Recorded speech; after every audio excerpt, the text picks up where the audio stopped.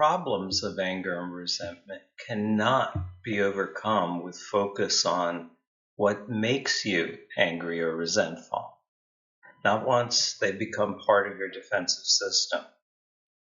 More powerful than triggers of anger and resentment are their unconscious dynamics. Now, the internal dynamic of anger and resentment are triggered by discomfort or distress.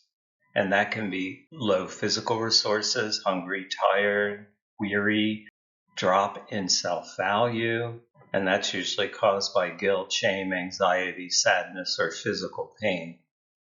Any association repeated over time forms a conditioned response. That's when A occurs, B will occur automatically. Many people have developed conditioned responses around discomfort and distress. And the most unfortunate is they interpret it as a drop in self-value. And because that feels so bad, they look for someone to blame it on, because the blame produces adrenaline, which feels more powerful than the drop in self-value. And the adrenaline produces anger and resentment.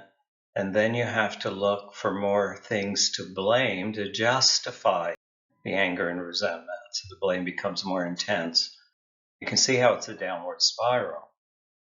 The manifest behavior is withdrawal, and that can be shut down, stonewalling, or some kind of covert aggression, or attack. That's devalue, criticize, warn, dominate, or injure.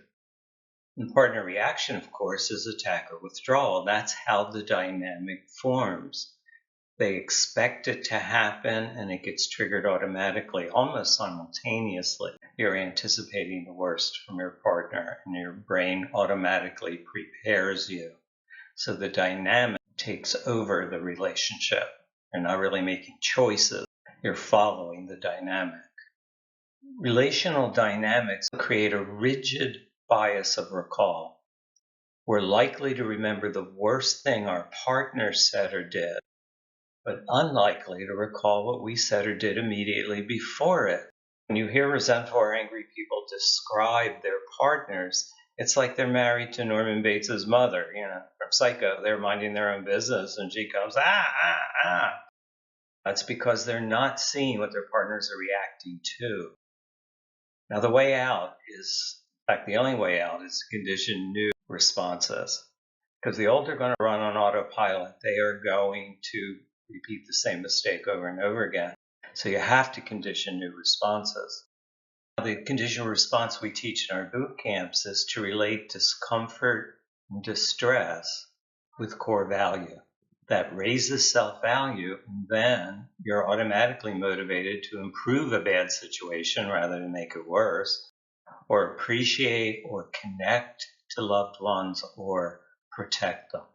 Those behaviors will produce endorphins, so you don't need adrenaline.